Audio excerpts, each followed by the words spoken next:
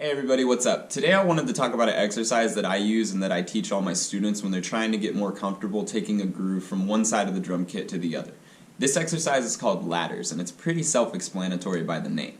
What you do is you take a groove and you play it one time on the left side of the drum kit, then move over to the right side and play it once again.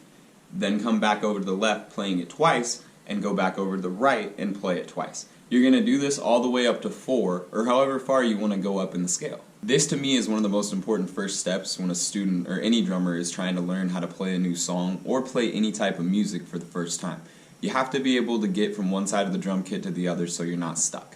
Let's hop in my studio so I can show you what I'm talking about from a playing perspective. If I grab my whiteboard, the groove that I'm going to play for this example is really simple. It's just a basic 8th note groove with a snare on 2 and 4.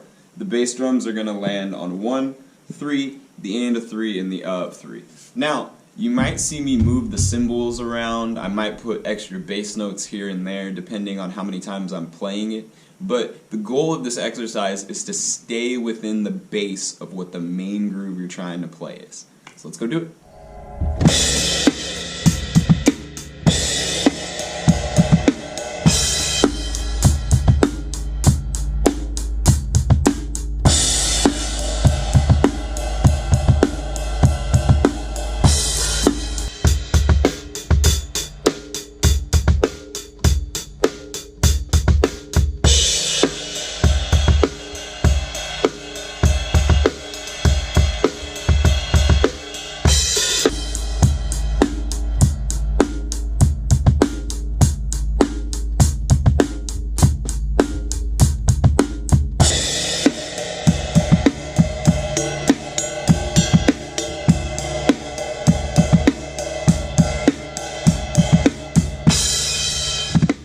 Now remember, this is an exercise that you can do with anything. You can do it with grooves, you can do it with stickings, you can do it with fills. Get creative. Do different types of numbers. Do odd numbers first and then do even numbers next. Go all the way up to 100 if you want to really challenge yourself, and then come all the way back down. There's a lot of things that you can do with this exercise, and that's what I like about it.